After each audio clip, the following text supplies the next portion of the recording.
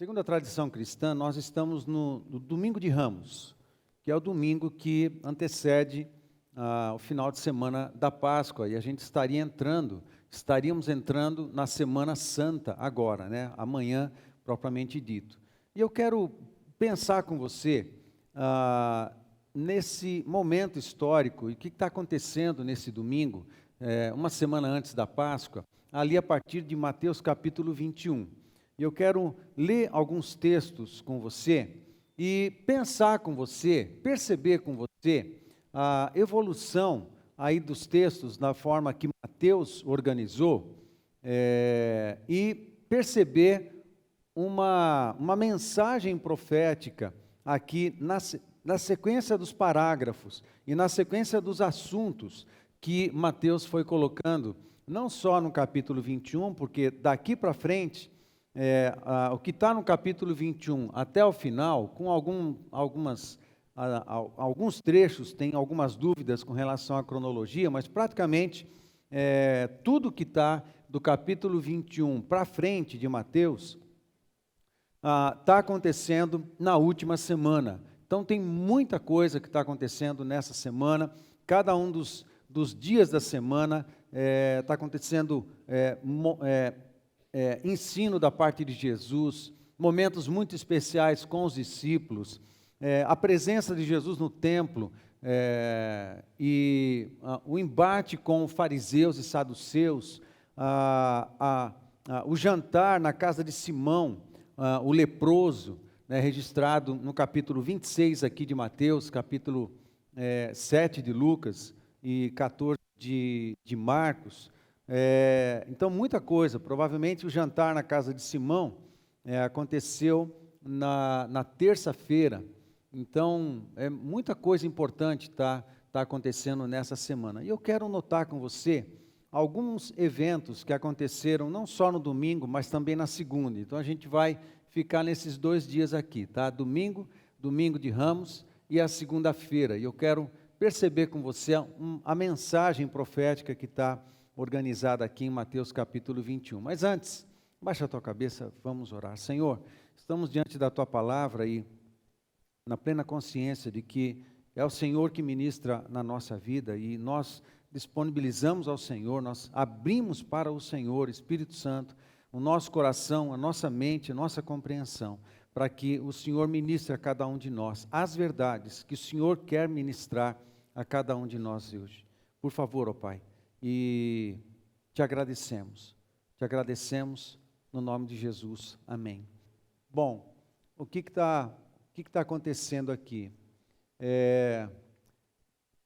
Jesus, ele desce da Galileia, já no seu 3º ano, algumas semanas antes da cruz, ele vai descendo da Galileia e vai passando em muitas cidades, passa em Jericó, cura um cego, acontece várias coisas, e ele desce direto para Betânia, provavelmente para se hospedar na casa dos seus amigos Marta, Maria e Lázaro.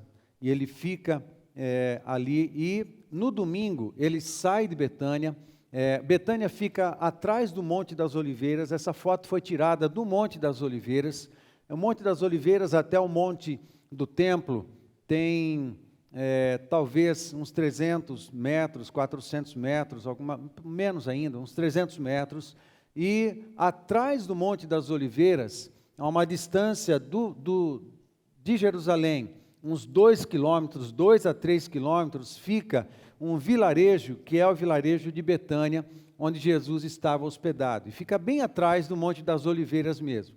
Então, quando Jesus ele sai de Betânia, ele sobe o Monte das Oliveiras por trás, fica lá em cima do Monte das Oliveiras, não é como é hoje, tinha muito mais oliveiras do que tem hoje, não tinha prédio nenhum. Hoje o Monte das Oliveiras, ele é bem grande, tem muitos condomínios, inclusive de prédios e casas, no Monte das Oliveiras, e a face que está voltada para o templo, para o Monte do Templo, essa face, ela não tem moradia, e tem algumas coisas, bem no pé do monte, perto do Getsemane, tem cemitério, tem um parque, sim, tem um jardim, o jardim do Getsemane, ainda tem lá em algumas partes, e tem um cemitério também na face do Monte das Oliveiras, que é voltado para o templo. Então tudo isso tem hoje lá. Quando Jesus estava subindo o Monte das Oliveiras e descendo, era basicamente um grande jardim, uma montanha, com um jardim lindíssimo, e ele ia lá frequentemente para ensinar e estar com os seus discípulos. No domingo, ele sobe com os seus discípulos até o monte e ele começa uma caminhada, ele dá um comando para os seus discípulos irem até uma determinada casa, trazerem de lá uma jumenta e um jumentinho, né, e trazerem para Jesus. Os discípulos vão lá, pegam esses animais, trazem para Jesus. Jesus monta nesse animal, coloca suas vestes, e já uma pequena multidão vai se aglomerando no Monte das Oliveiras. Não apenas lá no monte do templo, na área do templo, mas uma pequena multidão começa a aglomerar, porque Jesus está na região onde o pessoal sabia que ele estava.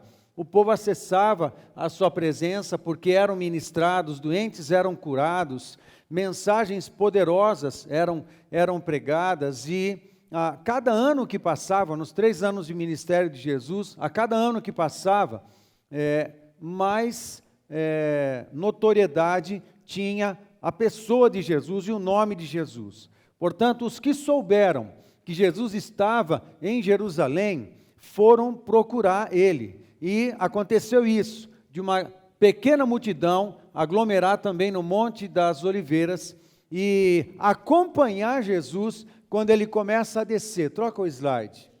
Quando ele começa a descer um caminhozinho, pode apagar para deixar aparecer. Hoje é essa rua aí, mas evidentemente no tempo de Jesus era um caminho pela montanha, né, que descia do monte, e provavelmente nesse caminho. Por que é nesse caminho? Porque a gente sabe que foi nesse caminho que Jesus passou. Porque do lado esquerdo e do lado direito, em alguns lugares aqui do monte, tem cemitério. Jesus não passaria por dentro de um cemitério. Então esse caminho tem lá no final, lá no pé, tem cemitério dos dois lados. Inclusive, alguns dos profetas estão enterrados ali no final, bem próximo do jardim do Getsêmani. 3 profetas estão enterrados ali. Jesus passa do lado, né, não no cemitério, mas essa ruazinha, esse caminho passa do lado direito das tumbas onde estavam enterrados os profetas Ageu, Zacarias e Malaquias. Esses 3 profetas e vários outros personagens bíblicos estão enterrados nessa região aqui. E Jesus passou bem do lado da tumba onde está enterrado o profeta Zacarias, o profeta que profetizou que ele passaria por esse caminho. Então Jesus está descendo por essa rua, as pessoas estão aglomerando, elas estão pegando ramos de palmeiras e de outras plantas que estavam à disposição e jogavam à frente do jumentinho para Jesus passar, gritando: Hosana! Hosana, bendito é aquele que vem em nome do Senhor. Daí o tema da mensagem, Hosana. A palavra Hosana, em hebraico, é uma palavra que se diz Oshaná, ou Osh-Ashaná, depende da terminação e tal, mas a palavra Hosana, ela no hebraico é uma aclamação. É uma aclamação e traduzido significa assim: salve-nos, salve-nos agora. É exatamente isso, é uma aclamação. Salve-nos e salve-nos agora. E a multidão clamava para Jesus: Hosana, Hosana. Mas essa palavra, essa expressão, apesar de ser uma aclamação, ela com o tempo acabou recebendo sobre ela um significado de louvor também. Então, quando se declarava a Hosana, era ao mesmo tempo um clamor, um pedido, mas também era uma exaltação, como se você proferisse tal aclamação para um vitorioso, para um rei, para um campeão, para um general, alguém que ele pudesse clamar por socorro: salva-nos e salve-nos agora. Então, ao mesmo tempo, era um pedido de socorro e também era um reconhecimento de alguém que tinha poder e tinha condições para salvar, para defender aquele que estava clamando. Então, as pessoas jogando seus ramos na frente do burrinho, do animal, da jumentinha, clamavam o tempo todo: Hosana, Hosana, bendito é aquele que vem em nome do Senhor, se referindo à profecia de Zacarias, capítulo 9, verso 9. E assim Jesus foi descendo, e tudo isso foi acontecendo. Quando chegou ao pé do Monte das Oliveiras, bem próximo do Getsêmani, ele teve que passar um vale, que é o Vale de Cedron. E o Vale de Cedron, ele tem provavelmente uns 100 metros hoje. Não dá para ter uma ideia como que era lá há 2000 anos atrás, mas de fato tinha um caminho que passava por ele, e Jesus entrou, muda o slide, e Jesus, esse é o seguinte? Tem a porta ali.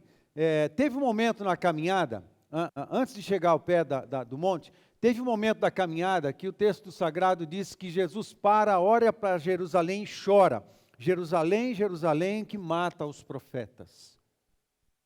Provavelmente em algum lugar da montanha em que ele tinha uma visão privilegiada, não só do monte, mas de toda a cidade. Hoje a cidade de Jerusalém é muito maior do que era há 2000 anos atrás. Então Jesus, olhando para Jerusalém, ele para e chora. Tem uma parte do jardim ali no monte, que eles criaram uma área onde eles deram o nome daquele lugar: Jesus chorou, né? Em hebraico eu esqueci o nome, Domini Achef, alguma coisa assim, Domini Achef. O Senhor chorou, Deus chorou, né? Jesus chorou.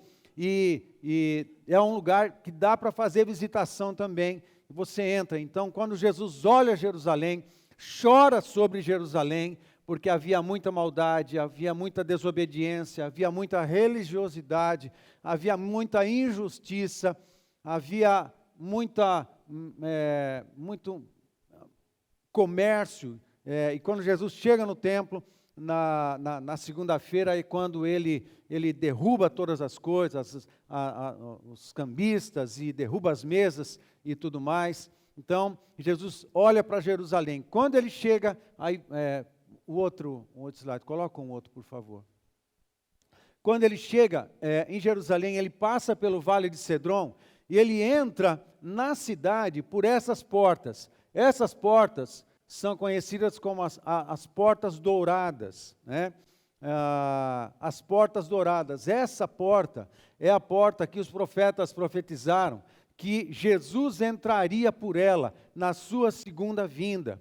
Elas foram fechadas por muçulmanos, quando conquistaram ali a cidade de Jerusalém, depois do ano 800, foi conquistada, e ela foi fechada, depois aberta, foi fechada novamente por Saladino, um conquistador que invadiu Jerusalém pelo ano 1100. Depois do ano 2100, Saladino, um conquistador muçulmano, conquista Jerusalém. Ele fecha essas portas novamente. Elas são reabertas anos depois, e um imperador, também muçulmano, no ano de 1415, se eu não estou enganado, ele manda fechar de novo essas portas, sem saber que ele estava cumprindo uma profecia, porque o texto sagrado e profético fala que Jesus vai abrir, e essas portas estarão fechadas quando Jesus chegar na sua segunda vinda e entrar na cidade santa, e vai entrar por essas portas aqui. Então, ele entra por aqui, mas no primeiro século, ou seja, aliás, há 2000 anos atrás, no primeiro século, ele entra por essa porta, não entra pelas portas do lado sul. Geralmente o povo entrava para o templo pelas portas do lado sul. Vocês estão comigo? Posso continuar? Tudo bem? As pessoas geralmente entravam e saíam da área do templo para o templo e para a cidade.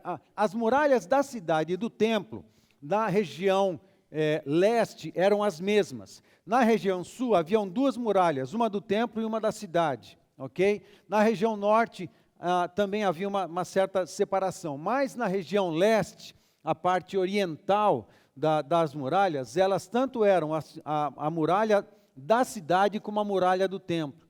Então, na região sul, haviam duas portas que geralmente o povo acessava para entrar na cidade e entrar no templo. Uma das portas era conhecida como a porta da profetisa Hulda. Então era muito comum, as pessoas entravam e saíam por ali. Quase ninguém entrava e saía por essa porta aqui. Essa porta, a porta dourada, era uma porta muito especial, porque ela ficava exatamente na direção do templo, exatamente na direção do altar, na direção do santo lugar, da porta do santo lugar, e exatamente na direção do santíssimo lugar. Era a direção dessa porta. Quem que usava geralmente essa porta? Eram os sacerdotes. Tudo bem? Eram os sacerdotes. Geralmente, uma vez por ano, o sacerdote responsável que entrava no Santíssimo Lugar, ele usava essa porta. Nesse dia, que é o dia do Yom Kippur, ou o dia do perdão, né, é a sexta festa solene que a gente vê na Bíblia. Quando nesse dia acontecia um sacrifício, dois tipos de sacrifício aconteciam. Um era por uma novilha vermelha. Vermelha, sim, era uma criação especial, tinha a ver com a cor do sangue também. E essa novilha vermelha era sacrificada no dia de Yom Kippur.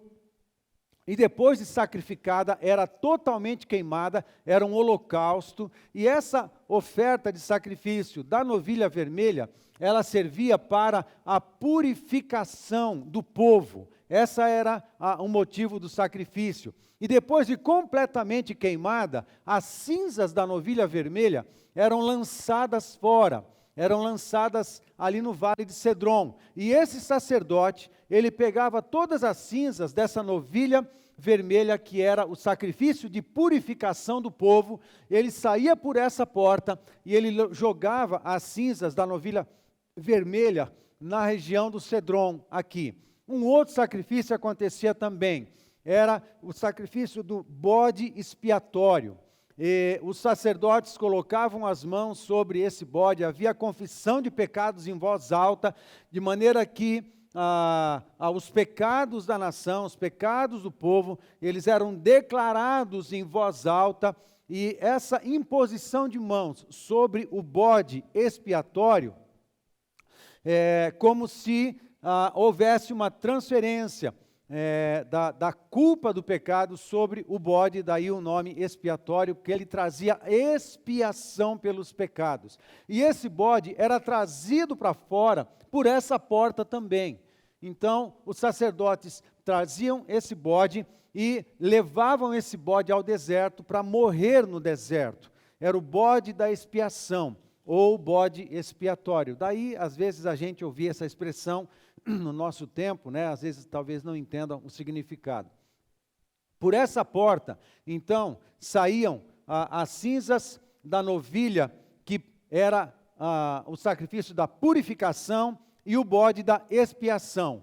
Purificação e expiação. Essa porta, ela simbolizava expiação e purificação. Um dos nomes dessa porta não tem somente o nome de porta dourada, ela também é conhecida como a porta da misericórdia. A porta da misericórdia, porque por essa porta os sacerdotes se movimentavam, entravam e saíam com o resultado dos sacrifícios, né? Os sacrifícios que representavam purificação e expiação, que é uma manifestação da misericórdia de Deus para com o pecador. Amém, gente? Estão comigo? Então era uma porta muito especial. Geralmente os sacerdotes acessavam a cidade e o templo por essa porta. E por essa porta, Jesus está descendo. Ele está descendo o Monte das Oliveiras, passa pelo Vale de Cedron, e ele entra por essa porta. Ele não entra pela porta da profetisa Hulda. Ele entra pela porta dourada, pela porta da misericórdia, porque Jesus, quando o povo clamava, Hosana, Hosana, bendito que vem em nome do Senhor, tanta profecia, tanta verdade, salva-nos, salva-nos, porque Jesus é a salvação. Ele também ele é a encarnação da salvação, ele é a manifestação corpórea e viva e física da própria salvação. Ele é a manifestação viva e visível da misericórdia de Deus. Ele é a própria misericórdia, ele é a própria salvação, ele é o próprio perdão, ele é o animal que foi, perdão, ele foi, ele foi o sacrifício. Tem paciência comigo, tá? Tem paciência comigo. Às vezes o Tico não conversa direito com o Teco, às vezes ficam sem entender a coisa. Vamos lá. Ele é o próprio sacrifício de purificação e ele é o próprio sacrifício de expiação. Ele é a oferta. Ele é o Cordeiro de Deus que tira o pecado do mundo. O bode expiatório representava ele também, a novilha vermelha representava ele também. Ele é o sacrifício que tira o pecado de todos nós. Jesus, Jesus, Jesus. Ele é isso, é essa pessoa. E ele entra pela porta. Essa porta dourada fala também da santidade do lugar. O ouro sempre é símbolo de santidade. O santíssimo lugar no templo, ele tinha mais de 100 toneladas de ouro. 100 toneladas, 100 quilos, 100 toneladas. Eu já li 100 toneladas. 100 toneladas é muito ouro. É muito ouro. Em todo o templo. Coisa impressionante. Agora, a presença do ouro no Santíssimo Lugar acabou atribuindo ao ouro esse simbolismo também de santidade. É a porta dourada, é a porta por onde o santo passa, o santo passaria. E o santo vai entrar nessa cidade de novo, na segunda vinda. O santo vai acessar. E esse cemitério que está aí na frente da porta, foi colocado a propósito, construído por um rei muçulmano, diante da informação de que Jesus voltaria e ele é o sumo sacerdote, e eles sabiam que o sacerdote não pode pisar em cemitério, ele se contaminaria segundo a tradição. Então o camarada construiu um cemitério aí na frente dessa porta, para que Jesus chegando não conseguisse entrar. E agora? Não dá para entrar, não dá para pular, e o que eu vou fazer? Porque tem um cemitério no meio do caminho. Eu acho que isso não vai ser problema para Jesus, porque Jesus já resolveu um problema muito pior que esse. Ele já ressuscitou, então, e os mortos vão ressuscitar, é verdade. Quando ele chegar, os mortos vão ressuscitar. Então o cemitério já era, não tem mais cemitério, só vai ter vivo nesse lugar, e Jesus vai passar e vai entrar pela porta. Alô? E vai entrar por essa porta, muito bem. Então isso tudo está acontecendo no domingo de Ramos, e ele está entrando, que é hoje, que é hoje. E eu quero ler então, Mateus capítulo 21, você acompanha aí na sua Bíblia, não está projetado os textos, muda isso, deixa por aí, para eu mostrar por enquanto alguns eventos que estão acontecendo no domingo e na segunda-feira. Mas vai aí para a tua Bíblia e acompanha a leitura que eu vou fazer. Quando já se aproximavam de Jerusalém, Jesus e seus discípulos chegaram a Betfagé, no Monte das Oliveiras, que é atrás do Monte das Oliveiras. Jesus enviou na frente 2 discípulos. Vão àquele povoado adiante, disse ele.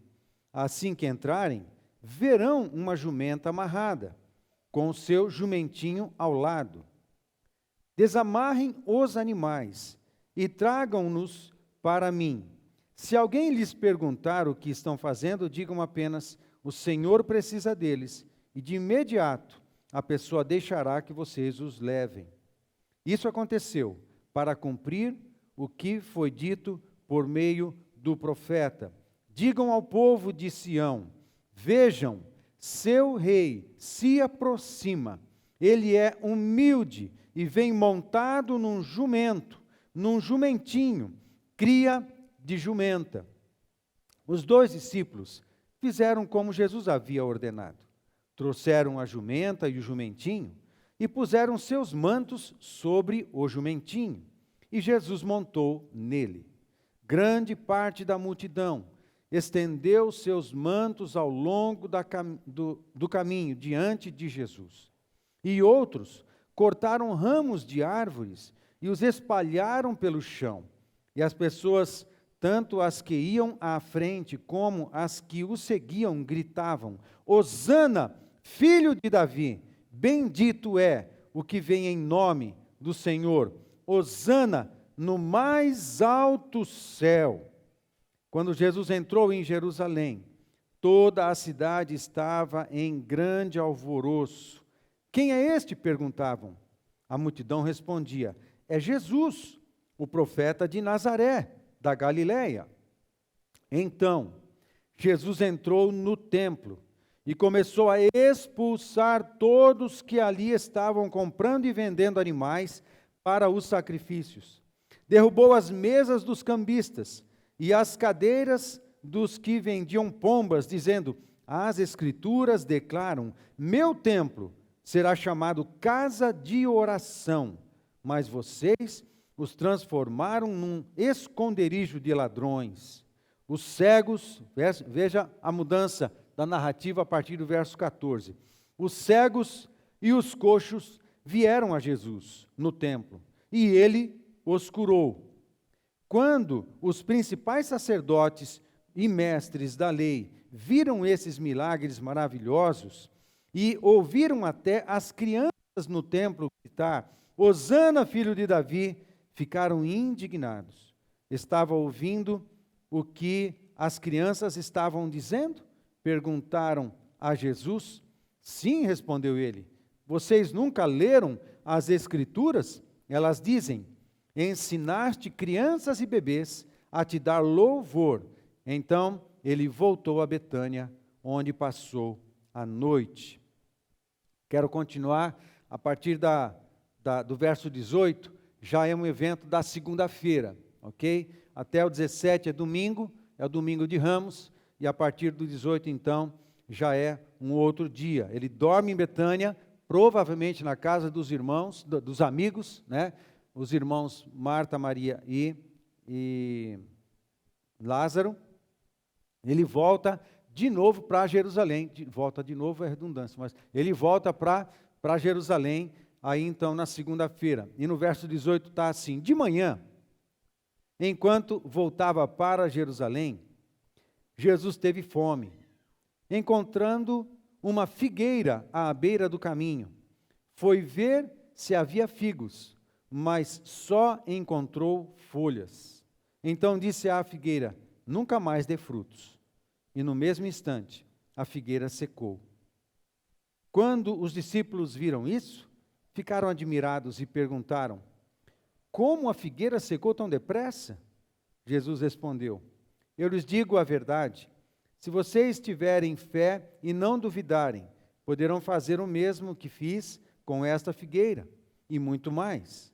Poderão até dizer a este monte: levante-se e atire-se ao mar, e isso acontecerá. Se crerem, receberão qualquer coisa que pedirem em oração. Amém?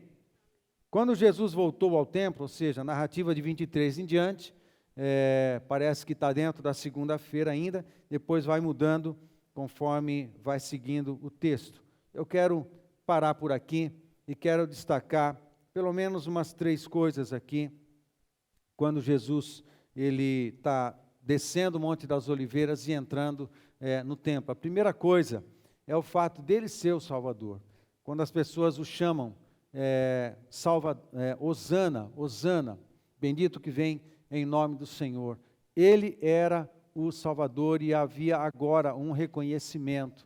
Jesus entraria no templo, ele curaria enfermos, aconteceriam muitas coisas, limparia, purificaria o templo também, os vendilhões que estavam lá, e depois ajuizaria na segunda-feira a figueira. São essas 3 coisas que eu quero destacar. Amados, Jesus, ele entrou na cidade de Jerusalém como rei, mas também como cordeiro que tira o pecado do mundo. Ele foi sacrificado uma semana depois, menos de uma semana depois, na quinta-feira da ceia, ele vai para o Getsemane e capturado na noite de quinta-feira, é julgado injustamente na madrugada da sexta-feira, e é levado para Pilatos na manhã da sexta-feira. Ele vai falar com Herodes também, depois trazem ele de volta para Pilatos, quando Pilatos lava as mãos e faz a vontade do povo que pedia para que Jesus fosse crucificado. Dali em diante, ele segue a caminhada, no final da manhã, segue a caminhada até o Calvário, e há duas teorias de onde teria sido de fato o Calvário, né? Mas não importa. E ele segue caminhando e faz a via dolorosa até o Calvário, e lá ele é crucificado, né? Ele é crucificado no final da manhã. Ao meio-dia acontece de tudo ficar escuro, né? O sol parece que se envergonha e ele se afasta, tudo escurece, fica escuro da meio-dia às 3 da tarde. Às 3 da tarde é o horário do sacrifício da tarde. E exatamente às 3 horas da tarde, Jesus entrega o Espírito ao Senhor e morre na cruz. E antes das 6 horas da tarde, porque não podia virar o dia, porque depois da sexta era o sábado, o sábado começa às 6 horas do nosso relógio, o sábado começa às 6 horas da tarde de sexta-feira. Então, quando deu 18 horas e 1 minuto, já é sábado. E sábado ninguém trabalhava, então eles correram para tirar Jesus da cruz do Calvário antes das 6 da tarde, e José de Arimateia fez isso e sepultou Jesus num túmulo que era dele, mas tudo isso já na sexta-feira. Mas antes disso, Jesus ele foi para morrer, para ser sacrificado, mas ele entra na cidade, ele entra como rei, sim, ele entra como rei, ele entra como salvador, ele entra como justificador, ele entra como purificador, ele entra como a nossa própria expiação. Ele entra na cidade, na porta que é dele, que é a porta da misericórdia. Ele entra como sendo a misericórdia encarnada. Ele está vendo o povo de Jerusalém, ele chora sobre Jerusalém, porque ele é a salvação, e ele estava ali presente. E o povo não dava reconhecimento, o povo não via Jesus. Ele era a própria salvação encarnada, e o povo não conseguia perceber, e eles não obedeceram a Jesus, não reconheceram a divindade de Cristo, não reconheceram como Senhor, não reconheceram como Messias, pelo contrário, o perseguiram e o mataram. Mas Jesus é o que ele é. E quando ele entra na cidade, na direção do templo, ali, ele de fato entra como rei. Sabe, muitas vezes a cidade de Jerusalém, o templo de Jerusalém, é mencionado como simbolismo do próprio povo, ou seja, a igreja às vezes é chamada, em muitos textos proféticos, de Jerusalém. Há muitos escatologistas que dizem que a Nova Jerusalém, na verdade, é o povo santo. A Nova Jerusalém é formado pelos santos, pelos convertidos, pelos discípulos do Senhor Jesus Cristo. Na verdade, há uma mistura de sentidos. Quando você fala a Jerusalém, às vezes está se referindo ao povo. A cidade está se referindo ao povo. Ao templo, às vezes está se referindo a toda a casta dos religiosos, da autoridade judaica. Então, há uma mistura de conceito da cidade e do templo. É o povo. Quando Jesus entra ali, é a própria salvação entrando para acessar as vidas, para acessar as famílias, para acessar a cidade, para acessar as comunidades, para acessar o coração das pessoas. A salvação está chegando. A salvação está chegando. Ele entra em Jerusalém, mas ele foi morto ali. O fato é que depois da ressurreição, e o Espírito Santo foi enviado, a mensagem que a igreja prega hoje é: deixa Jesus entrar no seu coração. Assim como ele entrou como a salvação, como a misericórdia, como a purificação, como a expiação, é isso que ele faz quando entra numa vida. Amém, gente? É isso que acontece quando ele entra num casamento. É isso que acontece quando ele entra numa família. É isso que acontece quando ele entra na vida de uma pessoa. Quando Jesus entra, ele é a salvação. pode clamar: Hosana, Hosana, salva-nos e salva-nos agora. Essa expressão, esse clamor é um apelo. Pode clamar por Jesus, salva-nos e salva-nos agora. O povo não entendeu o que era aquilo, mas Jesus estava entendendo: sim, eu vou salvar, só que não do jeito que vocês estão pensando, mas sim, eu vou atender esse clamor. Quem clamar, vai ser atendido. Se você clamar, Jesus vai atender você. Pode ser não do jeitinho que você está pensando, como aconteceu lá no primeiro século, mas que Ele vai atender, Ele vai entrar, Ele vai tomar conta. E quando Ele entra, é a salvação entrando, é a misericórdia entrando, é a purificação entrando, é a expiação entrando, é a paz entrando. Amém? Ele faz isso, Ele entra. Hoje é a nossa vida. Ele quer entrar em mim, Ele quer entrar em você. Hoje é a nossa casa. Hoje é nos meus relacionamentos. Hoje é na minha empresa. Hoje é nos meus negócios. Hoje é nas minhas finanças. Hoje é no ministério, no meu ministério. Sim, até no meu ministério. Jesus quer entrar. Ele olha à distância e te vê você, vê a tua condição. E talvez, em muitos casos, olhando para mim mesmo, tivesse chorado, olhando para mim. Como ele chorou olhando para Jerusalém. Ele olha, ele vê as pessoas que precisam, ele está de olho, mas precisa clamar: Hosana, salva-me e salva-me agora. E Jesus está disposto a fazer isso. Outra coisa que é curioso, um movimento, né? O evento que se segue. O evento que se segue é, aqui segundo Mateus, é a purificação. O lugar onde as pessoas vendiam os animais para o sacrifício ficava na parte oeste do templo.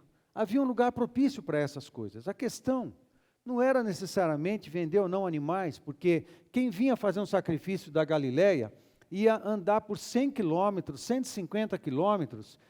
Às vezes o animal não aguentaria uma viagem dessa. Então ele vendia o animal lá na sua casa, chegava no templo, ele comprava um animal adequado, pegava esse animal e fazia o seu sacrifício. Então, não há nada de errado nisso. O problema é que os saduceus que tomavam conta da parte comercial ali do templo, eles transformaram aquilo num grande império, numa máfia, a máfia dos saduceus. E eles acharcavam o povo e acharcavam todo mundo, e transformou aquela situação que tinha um propósito cultico, transformou tudo aquilo num propósito escuso, ilícito, de ganhar dinheiro, e muito dinheiro às custas de todo mundo que estava lá, até porque pouco provável que eles tivessem tanto cuidado com os animais que eles venderiam, que atendesse às exigências, os requisitos para o sacrifício. Era aquilo que eles vendiam e colocavam na mão de tudo. Com isso, eles desonravam o povo, desonravam a Deus, desonravam o templo, desonravam tudo. Mas aí Jesus chega, a primeira coisa que Ele faz é a purificação do templo. Não é em Paulo, em 1 Coríntios, que fala que nós somos o templo? Amém? Nós somos o templo. Nosso corpo é o templo. Então, depois que ele entra no templo, ele leva tudo isso, a salvação, a misericórdia, a purificação e a expiação, ele entra, a primeira coisa que ele vai fazer é a purificação do local. Ele derruba todas as mesas, ele tira da frente as mesas, espalha os animais, derruba as moedas no chão, expulsa com poder e autoridade. Jesus Jesus com certeza era muito macho. Ele era muito macho, e é ainda. E ninguém peitou o cara, todo respeito. E ninguém peitou Jesus, e ele foi para cima. E havia um manto de Deus sobre ele, mas ele era construtor. Lembra que a construção, ele trabalhava com pedra. O construtor ali trabalha com pedra. Ele construía a casa levantando pedra na mão. Ele fazia academia na pedra, ele não puxava ferro, ele puxava pedra, né? Então Jesus era forte, como seus amigos discípulos também, eram pescadores e tudo no braço. Então ele chegando e ele derruba todo e ele promove uma purificação ali daquele lugar, sabe? Ele tira do templo aquilo que precisa ser tirado. Sabe, quando Jesus entra em nós e a salvação chega na nossa casa, tem muita coisa em nós que precisa ser tirada. Amém? Aí, quando Jesus tem liberdade de se movimentar na nossa vida, quando Jesus tem liberdade de se movimentar na nossa vida, de se movimentar na nossa consciência, de se movimentar no nosso coração, tem coisa que ele vai fazer. Isso aqui joga fora também.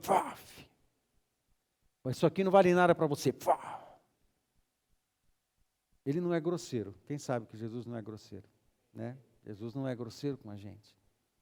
Mas tem coisa que ele vai denunciar. Assim, agora que você me deu liberdade de entrar na sua vida, agora eu tenho que trazer salvação também nessa área. Eu tenho que manifestar minha misericórdia aqui, porque eu vou trazer purificação. Eu tenho que manifestar aqui expiação. O sangue, a culpa já não vai estar mais com você, mas também o sangue da novilha, né? O sangue da purificação. Eu quero purificar essa área aqui da tua vida. Então, você vai ter que jogar fora algumas coisas aí da sua vida, amém? Ele entra, mas aí a primeira coisa que ele faz é iniciar um processo. Fale comigo, processo. Processo de purificação. A gente não é purificado instantaneamente. Aí Jesus vai andando, ele vai passeando na nossa vida, e fala, joga fora isso aqui, deixa isso aqui, abandone isso daqui, tira isso aqui definitivamente, não dá valor para isso aqui não. Os dinheiros que estavam todos lá nas mesas, e ele joga tudo no chão, não dá valor para isso aqui não tem nenhum valor cultico. Teria se tivesse com a motivação certa, mas com esse propósito aí, joga tudo fora, isso não tem nenhum valor espiritual para você. Jesus vai fazendo isso. O que precisa sair da nossa vida? Quando ele entra em nós, ele vai denunciando. O que tem coisa que precisa sair ainda da nossa vida? E sempre tem. Sempre tem. Às vezes são coisas tão pessoais, tão íntimas, tão da nossa alma. Às vezes são pensamentos. Às vezes são sentimentos que a gente não fala com ninguém, não fala nem com a esposa, nem com os melhores, a gente não fala. São coisas dentro do nosso coração. São pensamentos, são estruturas de pensamento. A gente precisa expor. Jesus entra aqui, hosana, salva-me, salva-me agora. Me purifica dessas coisas aqui. Amém, gente? Jesus está entrando, ele está se movimentando. E ele promove purificação, e isso é processual. Sempre ele vai fazer isso em nós e precisa acontecer. Por quê? Presta atenção. O que acontece na sequência? Ele entra no templo e o que ele faz? Milagres e curas. Não pense você. Por isso que eu disse que há uma estrutura profética nesse texto. Quando Mateus organizou o texto como organizou, há vários estudiosos que entendem. Mateus era o cara. Ele escreveu esse negócio aqui de fato inspirado pelo Espírito Santo. Era organizado, era melancólico, era motivado por tarefa, era estruturado, era contabilista, era gestor, administrador, era um cara esquisito, mas era bom. E ele escreveu esse negócio de uma maneira maravilhosa. Maravilhosa. Maravilhosa. Então há um sentido na ordem dos eventos. Aí há uma relação entre a purificação e o milagre. Amém? Há uma relação entre o que você vai abandonar da sua vida com as curas.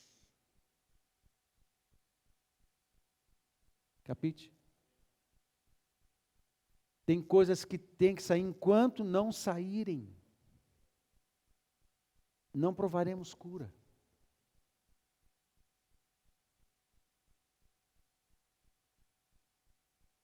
E ele entra no templo. Aí, a primeira coisa que acontece, aliás, duas coisas que acontecem, não exatamente a primeira, duas coisas que acontecem. A criançada vai para cima. A criançada ama Jesus. As crianças parecem que têm um poder sobrenatural de perceber. Simplicidade de coração, singeleza de coração. As crianças sabem perceber. E elas foram para cima de Jesus. Jesus parece que fica felizão de receber as crianças. Manda aí, tá, pode vir, vem para cima, vem para cima. E imagino Jesus sorrindo e se divertindo com elas. E isso irritava as autoridades e os religiosos. Mas Jesus estava nem aí, mesmo para os religiosos. Ele se divertia com as crianças. E outra coisa que acontecia eram os enfermos. Criança e enfermos procuraram Jesus e ele curou a todos que o procuraram. Ele curou a todos. Ou seja, o que esse texto está me dizendo? Ele está dizendo que há a presença de Jesus, quando Ele tem a liberdade de entrar na nossa vida e percorrer todas as áreas da nossa vida, aí também denunciando, ó, tira isso, tira isso, tira isso. Na sequência, Ele começa a derramar poder de cura, Ele vai consertando, Ele vai curando, Ele vai ajustando, Ele vai purificando, purificando, purificando a nossa vida. E vai nos dando um coração de criança. A simplicidade da criança.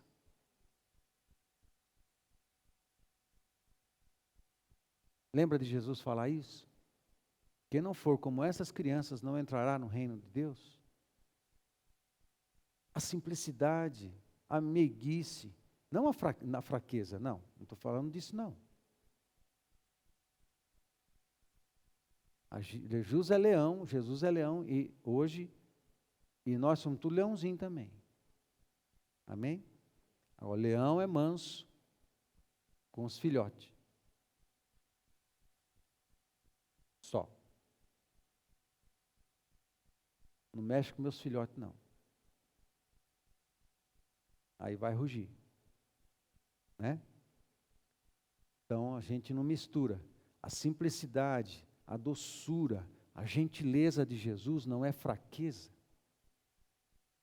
Quando nós cristãos vamos pancada, a gente leva insulto e tal, às vezes a nossa não reação imediata, às vezes a calma, a paz que permanece no nosso coração, não é sinal de fraqueza, porque os fracos não conseguem perdoar, os fortes, só os fortes conseguem perdoar.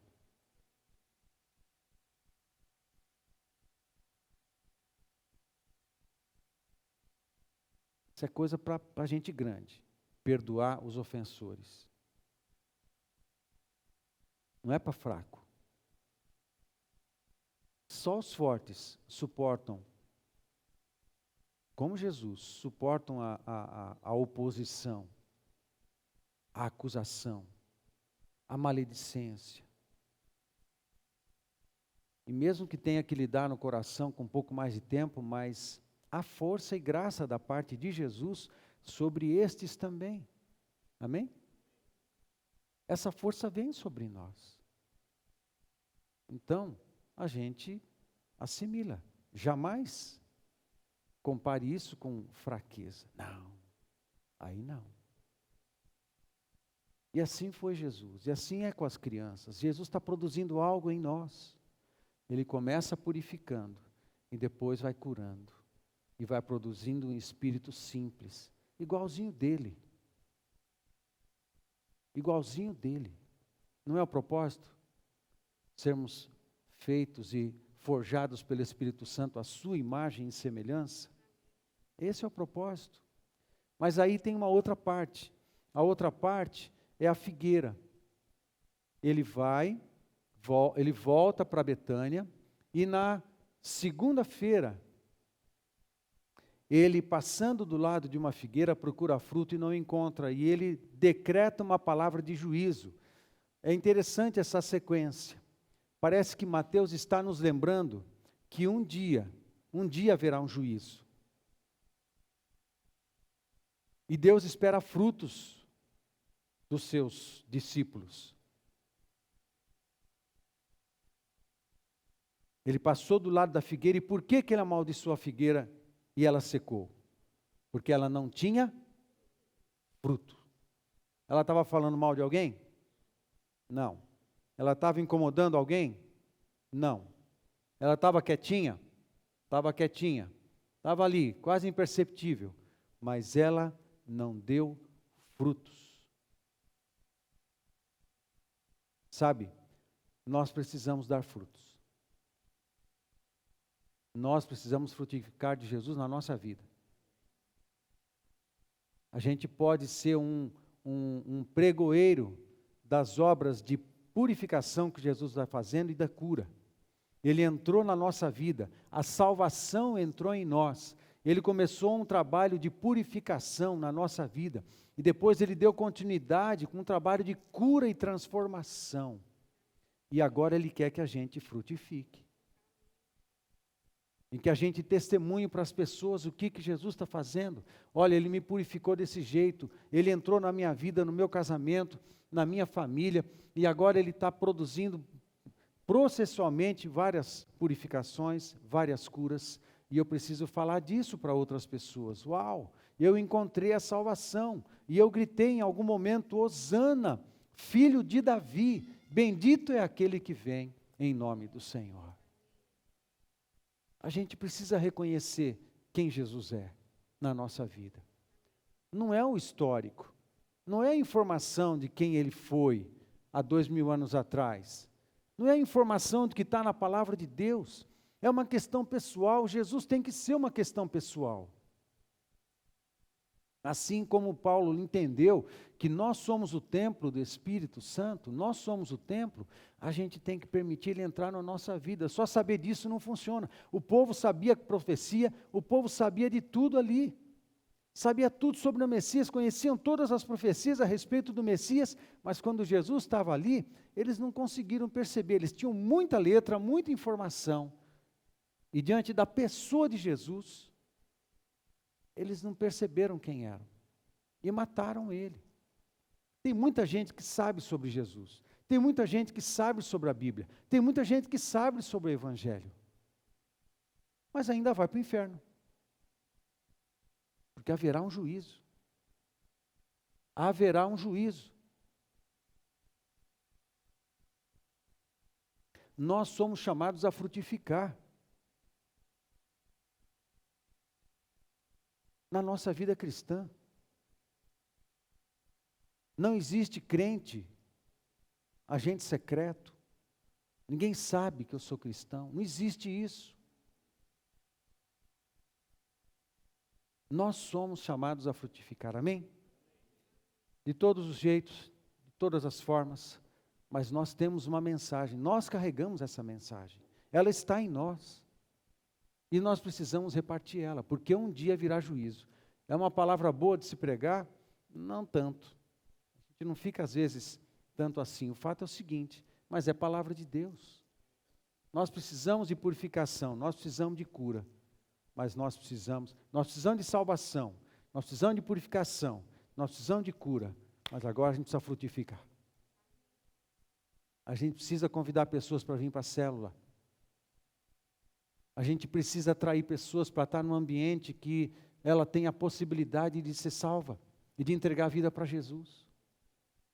Eu tenho que colocar os dons que o Espírito Santo colocou na minha vida a serviço do corpo e a serviço do Senhor. Eu preciso manifestar o caráter de Jesus na minha conduta. Eu preciso fazer isso e as pessoas precisam ver. Eu preciso dar os frutos do Espírito, manifestar os frutos na nossa vida. Amém, gente? Nós precisamos. Fica de pé, vamos orar.